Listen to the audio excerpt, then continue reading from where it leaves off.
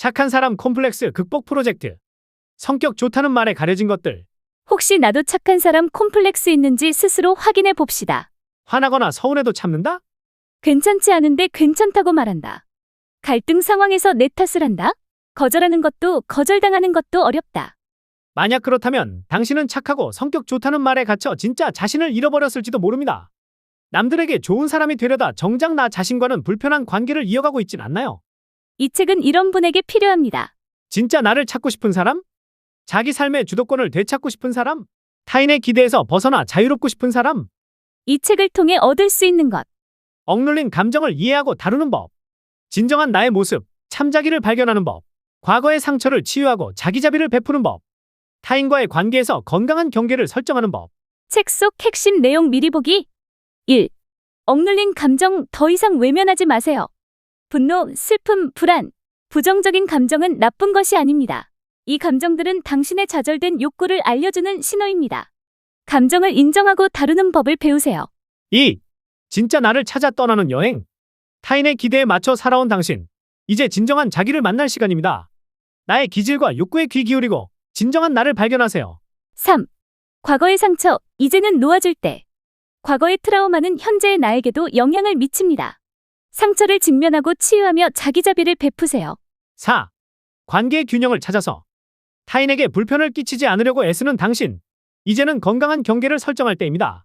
거절하고 부탁하고 솔직하게 표현하는 법을 배우세요. 마지막 한마디 드립니다.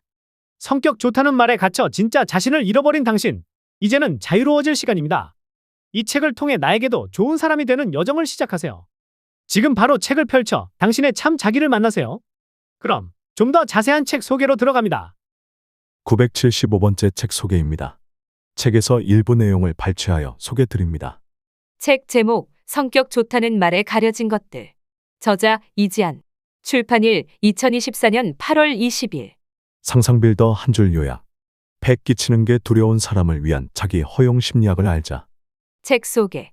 타인의 기대에 맞추느라 내 감정과 욕구를 착각하는 건 아닐까. 성격 좋은 사람으로 살아온 어느 심리학자의 자기 허용 심리학.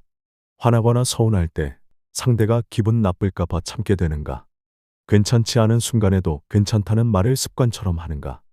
유독 대학이 껄끄럽고 어려운 사람이 있거나 갈등 상황이 생길 때 내 탓부터 하게 되는가. 상대의 거절을 받아들이는 것도 상대를 거절하는 것도 어려운가. 그렇다면 당신은 착하고 성격 좋다는 기대에 맞춰 타인을 배려하며 살아가느라 정작 자기 자신을 조각조각 잃어버린 사람일 수 있다. 성격 좋다는 말에 가려진 것들은 패 끼치는 게 두려워 자신의 마음을 숨겨온 사람들을 위한 자기 허용 심리학 책으로, 이 성격 좋은 사람들이 겉으로는 누구와도 무난히 잘 어울리는 듯 보이지만 정작 자기 자신과는 잘 지내지 못할 수 있다는 점에 주목한다. 한국심리학회 공인 임상심리 전문가이자 이 책의 저자 이지아는 자신 역시 착하고 무던하다는 꼬리표에 얽매여 타인에게 받아들여지기 위한 거짓자기로 살아오느라 자책과 자기 검열을 끊임없이 반복해왔음을 고백한다.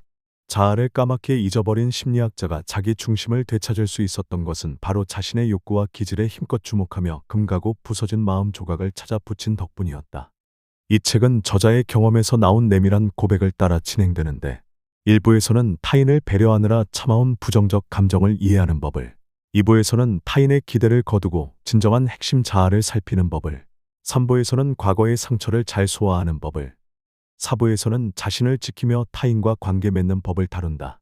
참자기를 직면하는 것은 어려운 여정이다. 하지만 그 속에서 내가 느끼는 진짜 감정을 발견할 수 있다. 이 책을 추천한 전홍진 정신건강의학과 교수가 이야기했듯 독자들이 이 책을 통해 자신을 누르는 엄격한 목소리에서 벗어나 참된 자신을 찾아갈 수 있기를 바란다. 저자 소개. 저자 이지안, 심리학자 상담학자. 연세대학교에서 심리학을 전공하고 동대학원에서 임상심리학 석사 학위를 취득했다. 한국심리학회 공인 임상심리학 전문가이자 보건복지부 공인 정신건강 임상심리사이다. 현재는 심리검사 관련 연구소에서 연구원으로 일하며 주로 우울불안 성격 및 관계 문제로 고민하는 여성을 대상으로 상담하고 있다. 심리학을 대중에게 친근하게 알리고 싶은 마음으로 KBS 다큐멘터리 행복해지는 법의 자문을 맡았다. 책에서 얻은 내용. 당신이 타인을 의식하고 배려하느라 자신을 조각조각 잃어버린다면 알아차린 것만으로도 이미 스스로를 돌보기 시작한 거나 마찬가지라는 이야기를 해주고 싶습니다. 이유가 어찌되었든 오랫동안 외면했던 자신의 기호와 감정, 욕구에 이제 힘껏 주목해주면 좋겠습니다. 그리고 그 너머 자기가 중요하게 생각하는 가치로 자기 존재를 가득 채워보기를요. 건강한 사람이란 아무런 자극에도 흔들리지 않는 사람이 아니라 충분히 흔들리고 왜 그렇게 흔들리는지 자기 마음을 찾아가는 사람이 아닐까 싶습니다. 늘 타인이 우선이었던 당신이남에게만 좋은 사람이 아닌 자신에게도 좋은 사람이 되기를. 잃어버린 참자기를 찾기 위한 단계별 여정. 이 책은 총 4부로 구성되어 진정한 참자기를 찾고 자기 허용의 길로 나아가는 방법을 부드럽게 일러준다. 정지우 작가가 전한 추천의 말과 같이 저자는 자기 자신을 위한 심리학자가 되어 인간 마음의 중심으로 독자를 정확하게 데려간다. 먼저 일부 타인을 위해 숨겨온 나의 부정적 감정 마주해 보기에서는 혹여나 상대를 불편하게 만들까봐 인정하고 표현하기를 주저했던 부정적인 감정들, 분노, 슬픔, 외로움, 우울, 불안, 자책감, 강박을 어떻게 이해하고 다뤄야 하는지 말한다. 저자에 따르면 불필요하고 부적절한 감정은 없다. 예컨대 분노는 관계를 망치는 죄악이기보다 내 마음의 경계를 지키는 파수꾼이며, 불안은 엄살 피우는 나약한 사람이라는 증거이기보다 스트레스 받는 상황으로부터 나를 보호하기 위한 경고 사일행과 같다. 이처럼 부정적인 감정들이 저마다 자신의 좌절된 욕구를 길이키는 마음의 방향계로 작용한다는 점을 강조하며, 지시적 마음챙김, 수용전념치료, 인지삼재와 같은 심리학 개념을 통해 이를 적절히 해소하고 마주하는 방향으로 이끈다. 이부 나의 기질과 욕구에 귀 기울여 참자기 찾아보기에서는 유전학자 클로닝거의 기질 키워드, 자기 개념, 의식의 흐름, 글쓰기, 의식화 등 주변의 기대에 짓눌렸던 자신의 핵심 기질과 성격, 욕구를 들여다보는 기준과 방법을 일러준다. 우리는 타고난 핵심적 특성인 참자기와 타인에게 받아들여지기 위해 사회적 기준이나 주변 기대를 반영한 거짓자기 사이에서 살아간다. 이때 거짓자기가 너무 커지면 자신의 욕구를 정확하게 알아차리거나 표현하지 못해 관계에서 피로감을 느끼거나 자기 괴리감, 공허함, 삶의 불만족을 느낄 수 있어 경계해야 한다. 저자는 진정한 자기 개념을 확립할 수 있도록 격려한다. 3부 트라우마와 상처를 돌아보며 자기자비 베풀기에서는 내면 깊숙이 자리 잡고 있는 트라우마와 과거의 상처를 건너가는 법을 다룬다. 1부와 2부에서 연습한 것처럼 현재 내 감정과 욕구, 타고난 기질을 돌아봤는데도 설명하기 어려운 껄끄러운 순간이 있다면 어쩌면 그 원인은 과거 기억에 뿌리내리고 있을 가능성이 있다. 과거 경험이 현재까지도 영향을 미치는 것이다. 그러나 동시에 저자는 과거 기억의 덫이 영원하진 않다고 강조한다. 가족이나 가까운 주변인으로부터 받은 상처, 과거의 트라우마는 오히려 상처의 기억으로 들어가 다시 직면하거나 새로운 치유의 경험으로 봉합될 때 옅어진다. 저자는 타당화, 스키마, 투사, 재앙육과 같은 개념을 소개하며 과거의 자신의 고통에 감응하고 나아갈 수 있는 가능성을 보여준다. 이로써 우리는 자기 연민도 자기 부정도 아닌 자기자비의 길로 나아갈 수 있다. 마지막 4부, 타인에게 불편해질 용기를 통해 관계의 균형 잡기는 상대에게 도움을 요청하는 상황이나 자꾸만 어긋나는 관계를 이해하는 법, 상대에게 적절하게 화내거나 거절하는 법을 구체적으로 짚어낸다. 수동공격, 수용욕구, 정서적 항상성, 투사적 동일시 등 더 자유로운 관계 맺음에 도움이 되는 키워드를 자신의 언어로 풀어보며 다양한 관계의 역학 속에서 자신의 심리적 바운더리를 지키는 방식으로 교류하는 법을 이야기한다. 과연 좋은 성격이라는 것이 실제하는가? 어렸을 때부터 내사된 말, 착하다는 칭찬이 감추는 것들에 대하여 한국 사회는 특히 상호 관계에 있어 예의 범절을 중시하는 문화적 특성을 보인다. 칭찬 역시 이러한 문화 규범을 공고히 만든다. 어려서부터 어른의 말과 사회 질서를 잘 따르고 수용적인 태도를 보이는 아이를 착하고 순한 아이라고 칭찬한다. 반대로 자신의 감정을 스스럼없이 표출하고 상대에게 원하는 바를 직접적으로 말하는 태도는 이기적이고 되바라진 태도로 평가받는다. 상대를 배려하는 것, 튀지 않고 무난하게 녹아드는 것은 모두 자신의 기호나 특성을 고려한 선택이라기보다 사회적, 도덕적 규범과 맞물린다. 저자는 어릴 적 동생에게 장난감을 양보하자 주변 어른들로부터 순하다는 칭찬을 들었던 순간을 기억한다. 처음엔 달콤한 칭찬이 좋았지만 타인의 기대를 본능적으로 감각하고 그에 맞출수록 점점 더 착한 행동을 기대받게 되었다. 타인을 먼저 살피고 너그러운 사람이 되어야 한다. 여자아이이기 때문에 얌전하고 고분고분해야 한다는 사회적 기대가 어느새 자신을 억눌렀다. 당위의 말들을 내사하게 된 것이다. 내사는 상대의 욕구나 가치관을 무비판적으로 받아들여 충분히 소화되지 못한 채 내면화된 것을 일컫는 심리학 개념이다. 어렸을 때부터 착하다는 칭찬이나 이기적이라는 꾸중을 반복해 들을수록 좋은 성격이라는 틀은 내사되기 쉽다. 내사된 말들은 스스로를 옥죄일 뿐 아니라 중요한 순간에 스스로를 보호하지 못하게 만든다. 예컨대 타인에게 양보하고 싶지 않은 순간에 스스로 제동을 걸거나 부당한 것에 항의해야 할 때조차 상대가 불편할까봐 침묵하게 된다.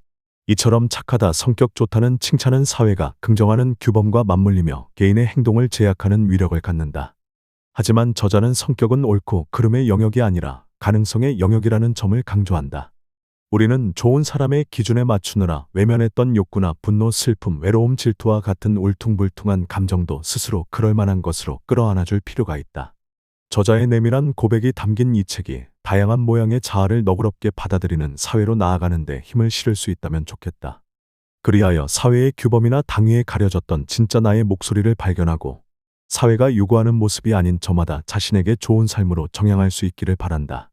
성격에 대해 품평하는 사회와 타인의 목소리에 걸려 스스로의 성향을 받아들이지 못하게 되면 자신에 대한 믿음이 약해질 뿐더러 거짓자기에 대한 집착만 깊어진다. 부모나 속한 조직, 사회에서 바라는 성향과 다르다고 움츠러들거나 자기 성격을 탓하지 않았으면 한다. 대신 성격이라는 동전을 앞뒤 뒤집듯 부지런히 돌려가며 바라봐주면 좋겠다. 사회가 기대하는 행동을 해줄 것인가 아니면 내 성격을 고수할 것인가는 그 다음 문제다. 부적합한 감정이라는 것은 없다. 그것에 주의를 기울이고 받아들일 수 있을 때 분노는 예측 불가한 폭탄이 아니라 행동의 방향을 가리키는 강렬한 에너지가 된다. 우리는 완벽하지 못한 존재다. 잘못된 결정을 내리기도 하고 어떤 부분에선 한참 부족하고 무능해 보이기도 한다. 이 때문에 타인을 실망시킬 수도 있겠지만 나 자신에게 중요한 것에 주의를 쏟느라 어쩔 수 없는 일이다. 내가 중요하게 생각하는 일을 할 수 있는 만큼만 해보겠다는 용기를 가지는 것, 그 경계 바깥에 있는 것에는 힘을 빼는 것. 그것이 무결한 완벽을 강요하고 불안을 조장하는 세상 속에서 꿋꿋이 자기 삶을 살아내는 길일 테다. 분노, 불안, 외로움과 같은 밀어내 버리고 싶은 감정도 우리에게 충족되지 않은 욕구가 있다는 것을 알려주는 고마운 신호로 볼 수 있다. 불안감을 느낄 때 마음을 들여다보면 나를 안전하게 보호하고 싶은 욕구가 그 아래에 있을 것이다. 중략 이처럼 내 감정을 살피는 것에서 그치지 않고 그 아래 어떤 욕구가 있는지 잘 살펴보면 지금의 나를 훨씬 잘 공감할 수 있게 된다. 타인에게 불편을 끼치지 않는 것이 중요할수록 상대의 기대나 제안을 거절하기 어려워진다. 거절하지 못한다는 것은 곧 내게 중요한 바람이나 선호를 포기한다는 의미다. 혼자 있고 싶지만 상대가 실망할까봐 부탁을 들어주고 싶지 않지만 상대가 원하기 때문에 응하는 식이다. 막상 해주기로 한 당일이 되면 그 일이 얼마나 싫었는지 절절히 깨닫게 되고 그런 제안을 한 상대가 원망스러워지기도 한다. 그럴수록 타인의 거절 또한 낯설고 불편하게 다가온다. 이만큼 내 바람을 누르면서 너의 의견에 맞추는데 왜 너는 내 의사를 거절하는지 불안 마음이 들기도 하고 나를 그만큼 배려하지 않는 건가 하는 서운함도 차오른다. 이 정도가 되면 잠깐 멈춰볼 필요가 있다. 나와 타인과의 경계가 흐려진 상태이기 때문이다. 경계가 무너져 있는 사람들의 핵심 문제는 타인을 과도하게 책임지려 한다는 점이다. 타인의 실망한 감정이나 곤란한 상황을 자신이 모두 떠안아야 할 것처럼 느낀다. 내가 중재하지 않으면 가족의 불화가 심각하게 치달을 것 같고 돈을 빌려주지 않으면 동생이 큰 어려움에 빠질 것 같고 내가 아니면 친구가 많이 속상해할 것 같아서 억지로 돕는다. 내 마음보다는 상대의 감정에 휘둘려 의사결정을 하게 되고 거절하려 할 때 죄책감이 든다면 이미 그가 담장을 넘어와 내 방을 휘젓고 다니고 있다는 뜻이다. 지루함이나 긴장, 피로와 같은 몸에서 주는 사인을 소홀히 여기지 않았으면 좋겠다. 그만 애쓰고 잠시 놓아보라는 요청이다. 깊은 바다를 유영하는 고래가 수면 가까이로 올라와 호흡하는 순간이 필요하듯 우리의 몸도 쉼이 필요하다. 중략 계속 생산적인 상태가 되어야 한다는 사회적 압력, 누군가의 기대, 과도한 책임감, 인정받고자 하는 열망을 다 제쳐두고 쉰다는 것은 나를 향한 모든 압박에 저항한다는 의미이기도 하다.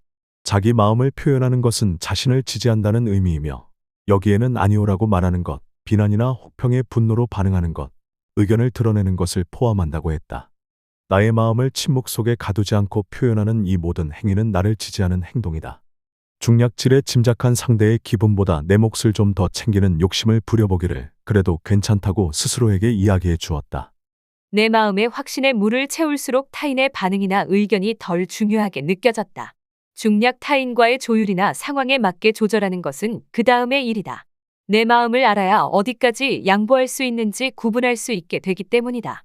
지금까지 상상빌더였습니다. 감사합니다.